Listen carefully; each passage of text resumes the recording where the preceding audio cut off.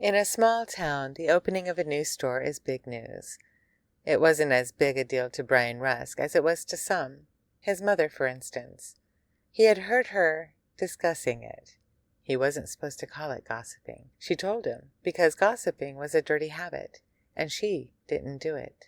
At some length on the telephone with her best friend, Myra Evans, over the last month or so. The first workmen had arrived at the old building which had last housed Western Maine Realty and Insurance right around the time school let in again, and they had been busily at work ever since. Not that anyone had much idea what they were up to in there. Their first act had been to put in a large display window, and their second had been to soap it opaque. 2 weeks ago, a sign had appeared in the doorway, hung on a string over a plastic see-through suction cup. "Opening soon," the sign read. "Needful things. A new kind of store. You won't believe your eyes." "It'll just be another antique shop," Brian's mother said to Myra. Cora Rusk had been reclining on the sofa at the time, holding the telephone with one hand and eating chocolate-covered cherries with the other, while she watched Santa Barbara on the TV. "Just another antique shop with a lot of phony early American furniture and moldy old crank telephones. You wait and see." That had been shortly after the new display window had been first installed and then soaped over, and his mother spoke with such assurance that Brian should have felt sure the subject was closed. Only with his mother, no subject ever seemed to be completely closed. Her speculations and suppositions seemed as endless as the problems of the characters on Santa Barbara and General Hospital. Last week, the first line of the sign hanging on the door was changed to read, "Grand Opening, October 9th. Bring your friends." Brian was not as interested in the new store as his mother, and some of the teachers. He had heard them talking about it in the teacher's room at Castle Rock Middle School when it was his turn to be office mailman. But he was 11, and a healthy 11-year-old boy is interested in anything new. Besides, the name of the place fascinated him. Needful things. What exactly did that mean? He had read the changed first line last Tuesday on his way home from school. Tuesday afternoons were his late days. Brian had been born with a hair lip, and although it had been surgically corrected when he was 7, he still had to go to speech therapy. He maintained stoutly to everyone who asked that he hated this, but he did not. He was deeply and hopelessly in love with Miss Radcliffe, and he waited all week for his special ed class to come around. The Tuesday school day seemed to last 1,000 years, and he always spent the last 2 hours of it with pleasant butterflies in his stomach. There were only 4 other kids in the class, and none of them came from Brian's end of town. He was glad. After an hour in the same room with Miss Radcliffe, he felt too exalted for company.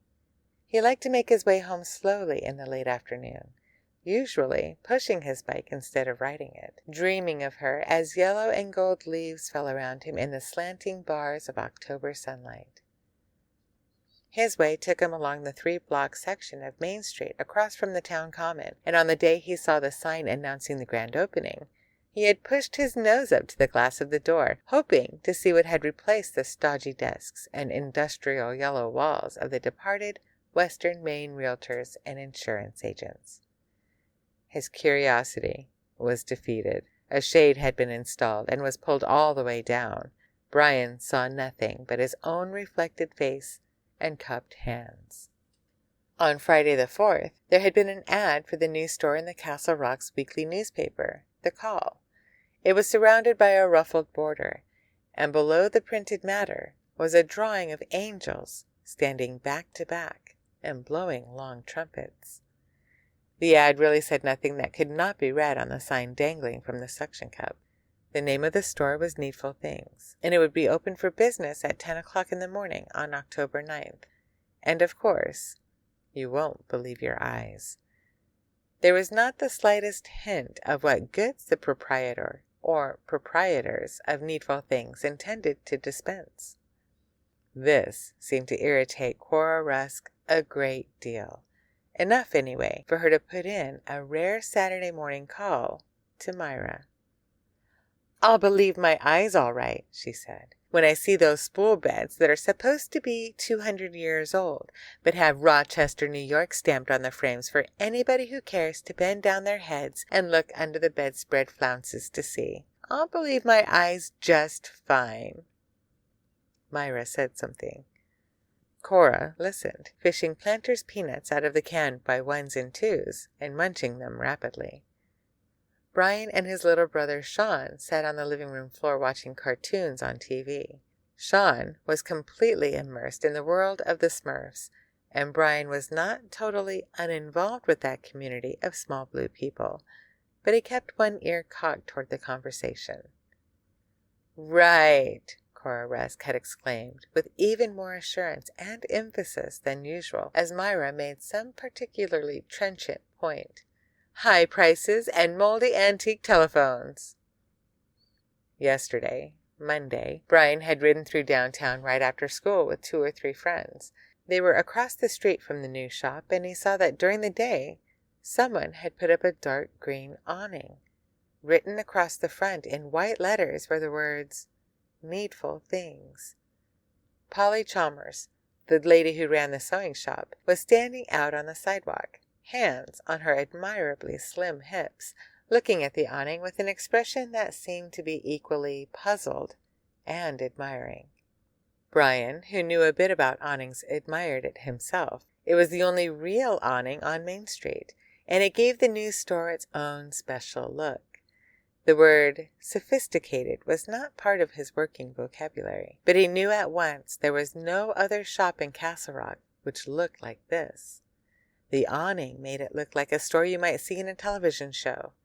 The Western Auto across the street looked dowdy and countrified by comparison. When he got home, his mother was on the sofa, watching Santa Barbara, eating a little Debbie cream pie, and drinking Diet Coke. His mother always drank diet soda when she watched the afternoon shows. Brian was not sure why, considering what she was using it to wash down, but thought it would probably be dangerous to ask. It might even get her shouting at him, and when his mother started shouting, it was wise to seek shelter. "Hey, Ma," he said, throwing his books on the counter and getting the milk out of the refrigerator. "Guess what? There's an awning on the new store."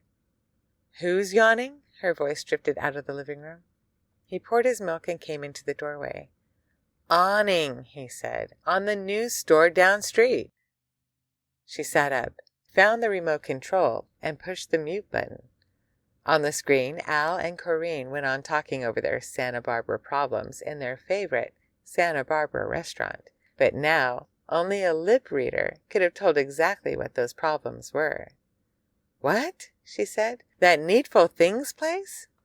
"Uh-huh," he said, and drank some milk. "Don't slurp," she said, tucking the rest of her snack into her mouth. "It sounds gruesome. How many times have I told you that?" "About as many times as you told me not to talk with my mouth full," Brian thought, but said nothing. He had learned verbal restraint at an early age. "Sorry, Mom." "What kind of awning?" "Green one." "Pressed or aluminum?" Brian, whose father was a siding salesman for the Dick Perry Siding and Door Company in South Paris, knew exactly what she was talking about. But if it had been that kind of awning, he hardly would have noticed it. Aluminum and pressed metal awnings were a dime a dozen. Half the homes in the Rock had them sticking out over their windows. "Neither one," he said. "It's cloth. Canvas, I think. It sticks out so there's shade right underneath, and it's round like this." He curved his hands, carefully, so as not to spill his milk, in a semicircle. "The name is printed on the end. It's most sincerely awesome." "Well, I'll be butched." This was the phrase with which Cora most commonly expressed excitement or exasperation. Brian took a cautious step backward, in case it should be the latter. "What do you think it is, Ma? A restaurant, maybe?" "I don't know," she said, and reached for the princess phone on the end table. She had to move Squeebles the cat, the TV guide, and a quart of Diet Coke to get it. "But it sounds sneaky." "Mom, What does needful things mean? It's like, don't bother me now, Brian. Mummy's busy. There are devil dogs in the bread box if you want one. Just one, though, or you'll spoil your supper. She was already dialing Myra, and they were soon discussing the green awning with great enthusiasm. Brian, who didn't want a devil dog, he loved his ma a great deal, but sometimes watching her eat took away his appetite, sat down at the kitchen table, opened his math book, and started to do the assigned problems. He was a bright, conscientious boy, and his math was the only homework he hadn't finished at school. As he methodically moved decimal points and then divided, he listened to his mother's end of the conversation. She was again telling Myra that soon they would have another store selling stinky old perfume bottles and pictures of someone's dead relatives, and it was really a shame the way these things came and went. There were just too many people out there, Cora said, whose motto in life was take the money and run. When she spoke of the awning, she sounded as if someone had deliberately set out to offend her, and had succeeded splendidly at the task. I think she thinks someone was supposed to tell her, Brian had thought, as his pencil moved sturdily along, carrying down and rounding off. Yeah, that was it. She was curious. That was number 1. And she was pissed off. That was number 2. The combination was just about killing her. Well, she would find out soon enough, and when she did, maybe she would let him in on the big secret, and if she was too busy, he could just get it by listening in on one of her afternoon conversations with Myra. But as it turned out, Brian found out quite a lot about needful things before his mother, or Myra, or anyone else in Castle Rock.